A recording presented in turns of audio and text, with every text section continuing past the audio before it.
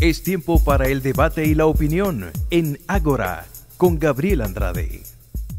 Seguimos en Ágora, nuestro Twitter, @AgoraLuzRadio. Me acompaña Javier de la Era y venimos conversando sobre las razas humanas. Javier, hemos llegado hasta ahora a dos conclusiones. En primer lugar, es debatido si existen o no las razas humanas. Y también es debatido si acaso esas razas humanas existen, si hay relación de jerarquía entre ellas. El abrumador consenso entre los estudiosos de esta materia es que aun si las razas humanas existieran, no pareciera haber, por lo menos a nivel biológico, relaciones de jerarquía entre los miembros de una hipotética raza y los miembros de otra. Es decir, eso no implica que no pueda haber jerarquizaciones culturales. A lo mejor algunos pueblos del mundo han logrado más que otros, pero es dudoso que eso se deba a factores biológicos.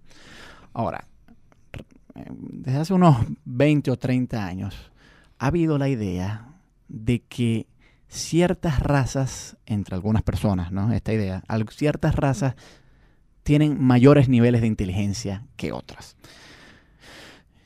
Y la manera en que se ha llegado a esta conclusión es que al administrar exámenes de coeficiente intelectual, los famosos exámenes IQ, en inglés, Intelligence Coefficient, aquellos individuos que pertenecen a lo que se ha categorizado como razas de origen africano suelen tener puntaje menor que aquellos individuos que pertenecen a aquello que se ha categorizado como razas blancas, caucasoides, e incluso recientemente pareciera que lo que tradicionalmente se llamaban razas mongoloides o asiáticos incluso tienen un puntaje un poquito por encima de aquellos individuos que son blancos. Ha habido muchos libros muy controvertidos sobre esto. Uno de los más famosos o infames a ojos de muchos sobre este asunto es la curva de Bell. La curva de Bell más o menos mide cómo a lo largo de todas las poblaciones hay fluctuaciones en los niveles de inteligencia. Es decir, hay un cierto porcentaje que tiene un nivel de inteligencia muy bajo, hay un cierto porcentaje en la población mundial que tiene un nivel de inteligencia muy alto, y la mayor parte de la población mundial, pues digamos que está en el medio. Ahora, al correlacionar eso con la pertenencia a las razas humanas de cada una de estas personas, los autores de este texto han dicho, bueno, que aquellos miembros de la raza negra, lo que ellos llaman raza negra, están más bien del lado que menos coeficiente intelectual tienen. Y ellos dicen, bueno, tenemos que enfrentar el hecho pues, de que la gente que pertenece a la raza negra es menos inteligente que la gente que pertenece a la raza blanca, y que a partir de eso tenemos que tomar ciertas estrategias políticas. Eso no implica, dicen ellos, exterminar a la gente de la raza negra, ni mucho menos, pero por ejemplo, no pueden ocupar posiciones de poder o no se les puede dar mucho dinero porque como no tienen tanta inteligencia, no van a saber qué hacer con eso. Esto, por supuesto, ha causado muchísimo oposición entre grupos que defienden derechos humanos, etcétera, y es comprensible, pero yo creo que aquí lo fundamental es buscar la verdad. Es decir, si nos vamos a enfrentar a libros como estos, debemos enfrentarnos a ellos en función de lo que diga la evidencia. Por más que la evidencia no nos guste, tenemos que someternos a la evidencia. Yo en particular me opongo a este libro y a estas posturas, pero no por las consecuencias sociales que se deriven de eso, sino porque sencillamente están erradas. Ahora, lamentándolo mucho, si por alguna circunstancia la evidencia les diera la razón a ellos, habrá que aceptarlo. Y yo creo que esto es algo triste de admitir, pero tiene que ser así. O sea, la búsqueda de la verdad está por encima de todo lo demás. Por supuesto. Y no debemos sencillamente complacernos con lo políticamente correcto. Ahora, yo, como te digo, no estoy de acuerdo con los postulados de este libro. Y bueno, quisiera que lo conversáramos. En primer lugar, yo no estoy de acuerdo. Es cierto que los datos que ellos recogen efectivamente es así. O sea, aparentemente, aquellos individuos que pertenecen a lo que ellos llaman la raza negra tienen un puntaje menor. Pero la interpretación es lo cuestionable. Y yo te arrojo 2 o 3 críticas, pero permito que abro el espacio para que tú las complementes. En primer lugar, no estamos del todo seguros que la inteligencia tenga una base biológica completamente. O sea, hay muchos factores ambientales que inciden sobre ella. En segundo lugar, no es del todo claro que sea posible categorizar a la especie humana en función de las categorías que ellos usan para dividir a individuos entre blancos y negros, precisamente por lo que hemos venido hablando en otros segmentos, que el nivel, el color de la piel u otros rasgos similares son arbitrarios. Si hubiésemos dividido la curva de Bell en función, por ejemplo, del tipo de sangre sanguíneo, sí, o la forma de la oreja, etcétera, a lo mejor tendríamos resultados muy distintos. Esas son las primeras dos grandes críticas que yo haría. Luego hay otras que también podemos tomar, pero abro el espacio para que fíjate, tú des tu opinión. Varios puntos, Gabriel. La historia de estudiar con pruebas de inteligencia a diferentes razas, pues tiene un pasado bastante interesante. Desde el primer momento en que se empezaron a utilizar las primeras pruebas de inteligencia, Alfred Binet a principios del siglo XX, pues se empezaron a aplicar a poblaciones tanto de origen africano como a poblaciones de origen europeo. Y esto se siguió haciendo durante décadas y décadas, y todavía hoy se hacen estudios donde se hacen este tipo de comparación.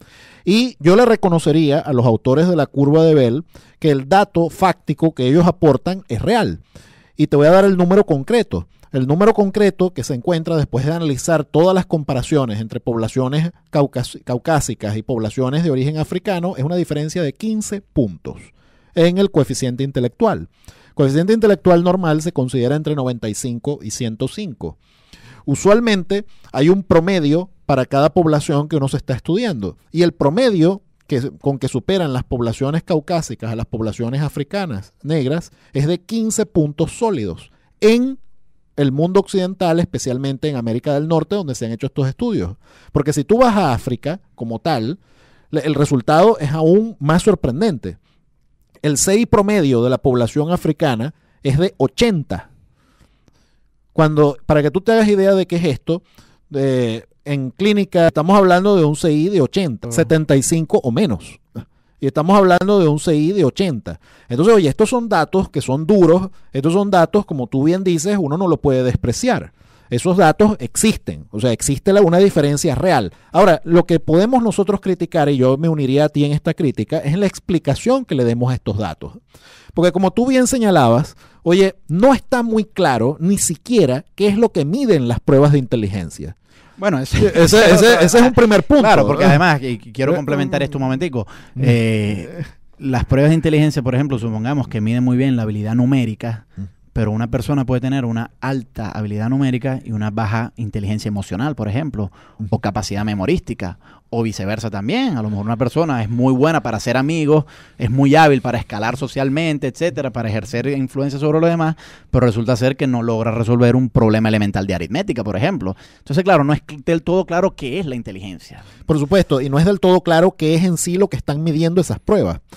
Otro punto es, oye, de lo que nosotros llamamos inteligencia, al menos un nivel experimental, definiendo inteligencia como aquello que miden los test de inteligencia, por ponerlo de la manera más sencilla posible. Tautológico. Es una definición operacional, sí, oye, que han tomado algunos psicólogos experimentales. Pero fíjate, el asunto es, oye, ¿qué tanto de ese rasgo, de esa cualidad que mide el test está determinada biológicamente y qué tanto ha sido resultado de influencias ambientales? Oye, y aquí no hay un acuerdo. No hay un acuerdo. Oye, hay Pero yo quiero hacer énfasis en una cosa. No debemos despreciar el potencial que tiene la predeterminación biológica en la inteligencia. Y pero lo digo porque hay una tendencia a creer, sobre todo debido a la influencia de Stephen Jay Gould, que es uno de los grandes críticos de estas teorías, hay una tendencia a creer que casi la mente es una hoja en blanco, como decían los empiristas, y que la inteligencia no cuenta con una predeterminación genética. Y yo diría que eso no es así. O sea, tenemos una base, no solamente para la inteligencia, sino para muchos otros rasgos mentales. O sea, cada vez se descubre más con estudios de gemelos, por ejemplo, bueno, que hay a lo mejor algún gen que codifica el gusto por las mujeres con senos grandes y hay un gen que codifica el gusto por las mujeres con senos más pequeños, por ejemplo. Si eso es así, no hay motivo para pensar que no hay un gen que tampoco codifique la inteligencia. Lo puede haber. Claro, el asunto es hasta dónde llega ese gen, ¿no? Por supuesto, porque fíjate, hay un hallazgo muy curioso y que ha sido poco publicitado, y es que si tú ves la tendencia histórica de los test de inteligencia, como se han aplicado en la década de los 20, de los 30, 40, 50, 60, tú notas algo que es bastante sorprendente. Notas que el coeficiente intelectual de toda la población humana ha crecido en los últimos 80 años. Wow. Oye, esto es difícil de explicar si hay una base genética muy fuerte. Oye, porque tú no puedes postular, fíjate, el promedio de aumento del CI promedio, del CI de la población humana, ha crecido 20 a 30 puntos desde los años 20 hasta la actualidad.